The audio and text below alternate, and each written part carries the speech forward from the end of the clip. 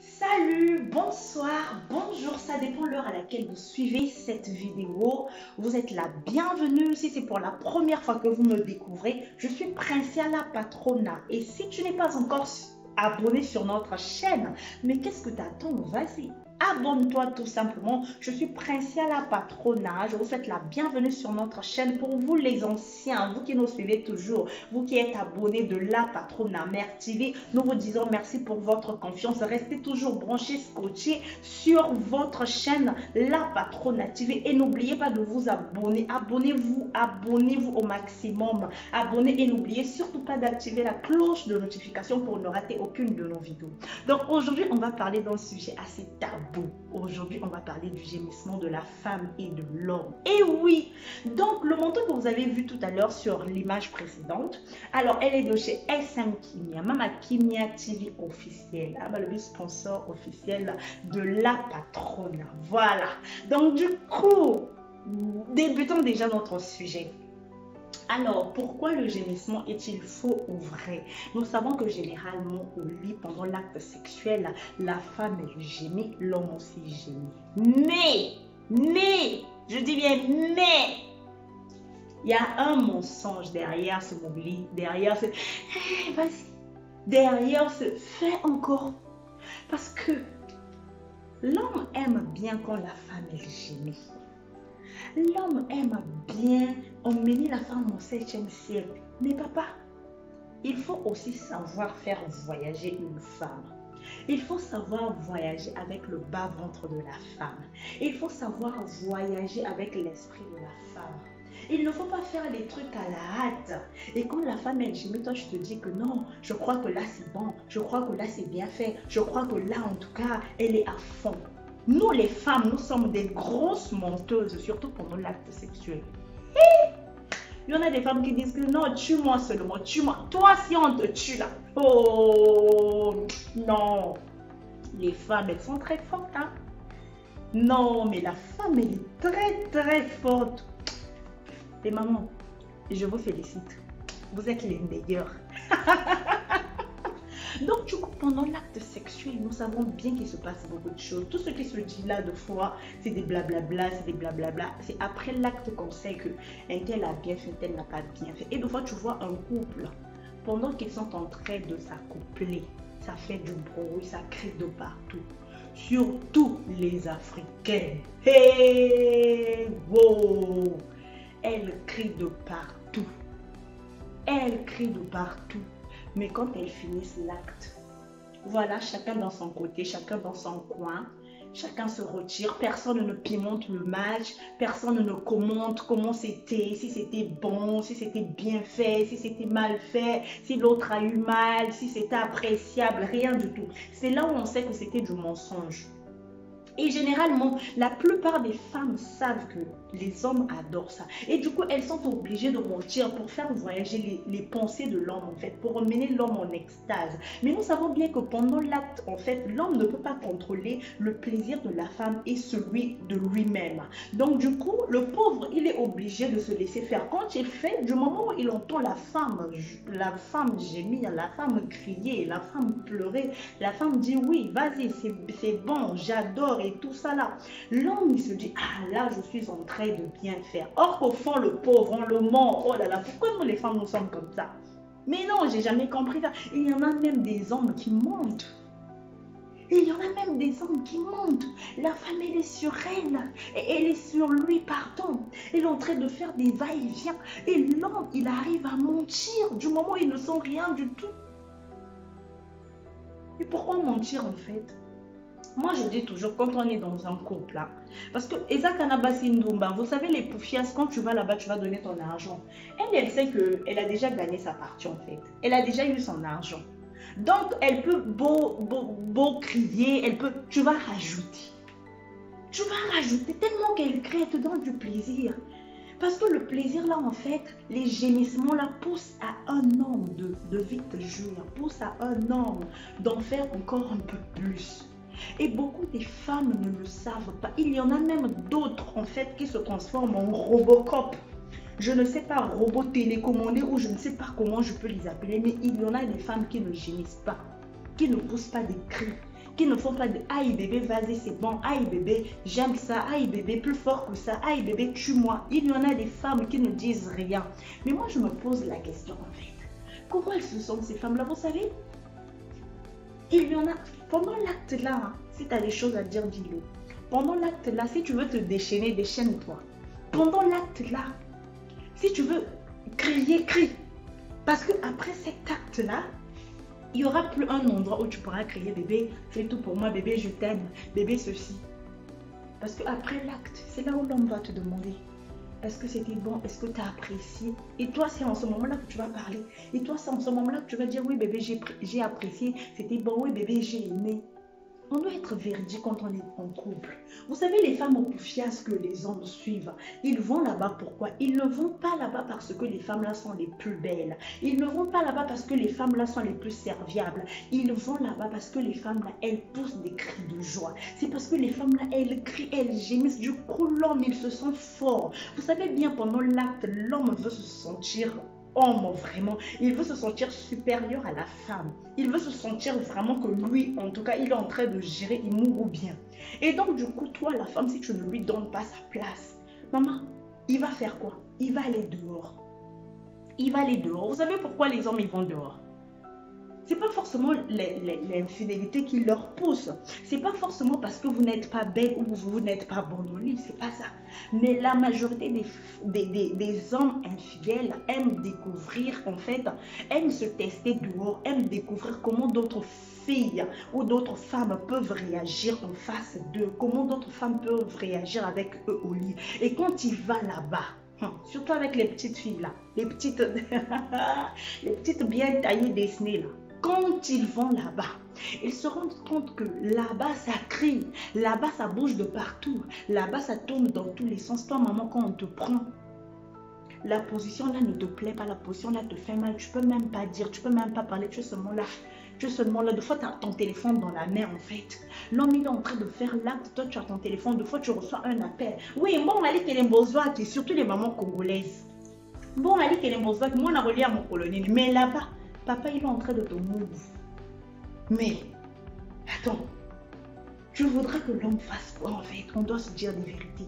Nous les femmes, on doit arrêter de se mentir. On doit arrêter de mentir. Moi, je dis toujours quand vous êtes en couple et que quelque chose se passe mal, dis-le à l'autre que chérie, bébé, à moi, cette position-là, j'aime pas trop. J'aime bien quand tu me prends comme ça. J'aime bien quand tu me fais ça. C'est une complicité. En fait, l'acte sexuel n'est pas seulement un plaisir, mais l'acte sexuel, en fait, c'est une communication, une confiance, en fait, qu'on établit entre l'homme et la femme. C'est un dialogue. C'est en fait, pendant l'acte qu'on est en train de transpirer, on se communique beaucoup de choses. Tu sais, en fait, quand on fait les rapports sexuels, on s'abandonne à l'autre en fait. On s'abandonne à l'autre, on s'oublie en fait, on se mire dans l'autre. Et si vous ne reconnaissez pas cet acte-là, pendant que vous le faites à la hâte, on dirait que c'était quoi? L'acte sexuel te pousse aussi à se procréer. Ça te donne du plaisir. Vous savez, les animaux, eux, ils s'accouplent seulement pour avoir des enfants. Les animaux, ils s'accouplent pour avoir des enfants. Mais nous, c'est une grâce que Dieu nous a faite de le faire tout le temps et chaque fois et comme on le veut. Et quand vous le faites, s'il vous plaît, il ne faut pas pécher. Il faut bien le faire et le faire correctement. Et chaque fois quand vous en voulez, quand vous en avez envie, nous savons bien, de fois l'homme peut avoir envie, mais la femme n'a pas envie. Ça aussi, ça se discute.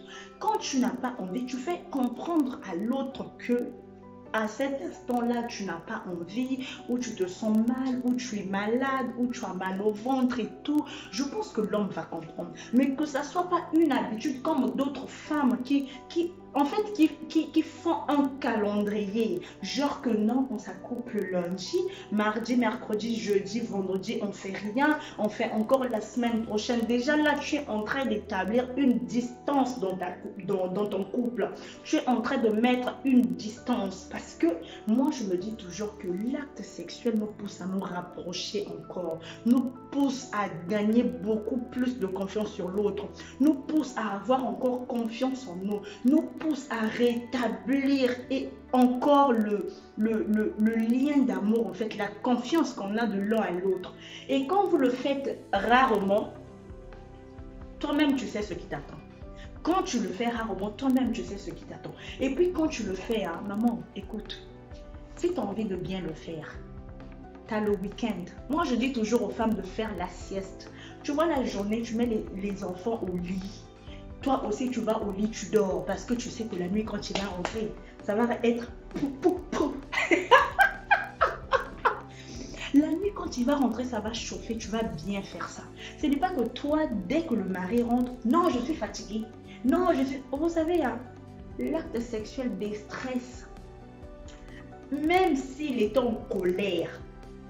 Mais quand tu vois ça, il dit, ah bébé, toi tu vas me tuer, toi. Ah bébé, c'est ça la femme. Pourquoi on t'a créé femme? Pourquoi on avait endormi l'homme lorsqu'on a tiré la côte de cette femme-là? Pourquoi on avait endormi l'homme lorsqu'on a tiré cette femme de la côte de l'homme? C'était pour te communiquer ce secret-là. Est-ce que vous comprenez un peu dans le jardin d'Éden? Le serpent a dit à l'homme que vas-y, mange cette pomme. L'homme dit, non, moi on m'a dit de ne pas manger cette pomme. La femme dit, hey, Adam, toi tu veux refuser la pomme? Viens, je vais te raconter des secrets, viens. Et Adam, il a oublié le commandement. Il a oublié ce qu'on lui avait dit. Il s'est laissé emporter par le plaisir, le désir de la femme. Il allait manger la pomme. Vous voyez un peu le pouvoir que la femme a. C'est ce pouvoir-là que Dieu t'a doté. Donc toi, quand tu es en face de ton homme, ne lui prends pas comme étant, on dirait ton frère. Parce qu'avec mon frère, on ne peut pas dormir dans le même lit. Avec mon frère, on ne peut pas se regarder comme ça. Mais lorsque vous le faites, faites-le bien. Afin que vos maris n'aillent pas se tester ailleurs. S'ils sont forts ou pas, s'ils sont virils ou pas. Toi, s'il y a un couac qui ne va pas, tu dis à ton homme, papa, ici, tu n'as pas bien arrangé. Papa, moi, j'aime comme ceci. Papa, moi, j'aime comme cela. Papa, on va essayer ça. Quand l'autre a des fantasmes, il faut aussi apprendre à essayer. Il faut aussi apprendre à respecter les fantasmes de l'autre. Il n'y a pas que toi, depuis que tu avais commencé, une seule position. On dirait un mort vivant. C'est quoi en fait? On dirait une personne morte. Tu sais quoi? C'est quoi ce problème-là? Vous êtes en train de s'accoupler, mais on dirait que vous étiez à une veillée. Vous êtes en train de s'accoupler, mais on dirait que vous étiez en guerre. Vous êtes en train de s'accoupler, mais on dirait que ça ne va pas. On dirait que on est en train de vous forcer à le faire. Mais non. Non, la femme devrait communiquer cette envie-là à l'homme.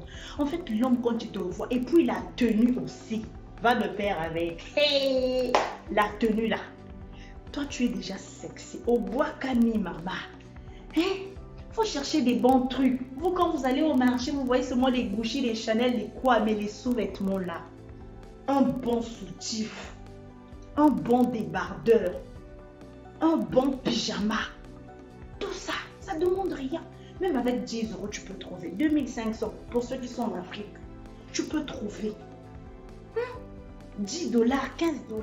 Tu peux trouver 5 $ même. Tu peux trouver pour qu'on se complique la vie. Aimez vos hommes. Il y a même des femmes qui vivent dans les foyers, qui n'aiment pas les hommes, hein, qui n'aiment pas les hommes, mais qui sont juste amoureuses du foyer parce que là-bas, elle est bien, on lui donne l'argent de la popote, on s'occupe de sa famille, elle gère tout, elle gère les finances de l'homme et du coup, c'est ce qui lui importe. Et quand l'homme veut le sexe, la lembi, je suis fatiguée, kenebo. Et papa, quand il va dehors, il va payer son argent là-bas. Les filles de là-bas écrivent, hey, Boman. Papa, il se dit, oh là là, oh, je ne savais pas que j'étais fort comme ça. Nous, les femmes, nous sommes des menteuses. Il faut faire très attention. On ment pendant cet acte-là. On ment. On ment beaucoup. J'espère que cette vidéo a fait plaisir à tous nos abonnés de La Patronne Mère TV. Je vous dis de vous abonner. Abonnez-vous massivement sur notre chaîne La Patronne Mère TV. J'espère que ça fait plaisir à Carmel Deschango. Deschango, il y a Carmel Mobile, il y a Pembe Mobile, il y a Mandef Mobile, Imbinga. Voilà. Hein? La Patronne a lobby 1,90 m. Il y a bon, vas-y, wapi. J'espère que ça fait plaisir à Monsieur Séverin Lobelo Flora, le cœur de Dèche, Madame Lobelo. J'espère que ça fait plaisir à Vincent Poilou, le chef du cartel, un grand frère propre, moi, mon bel Sinzambé. Voilà, j'espère que ça fait plaisir à Rachid Rams, à moi Sinzambé. J'espère que ça fait plaisir à Jennifer, Madame Nsibababi, moi, s'il y a la patronne a plutôt à Kosa. Voilà, j'espère que ça fait plaisir à toi qui viens de me suivre du début jusqu'à la fin de cette vidéo. J'espère que ça fait plaisir à Masolo Cosmo. Masolo Cosmo, voilà, ça c'est pour toi. Salam à toi, grand frère. J'espère que ça fait plaisir, pourquoi pas, à tous nos abonnés. Ah ouais, t'es bien, ouais, t'es humanitaire. Ozoyo Kanate, voilà, ça c'est pour toi. Donc restez toujours branchés, scotchés sur ma prochaine et on se dit à très bientôt au prochain numéro. Au revoir.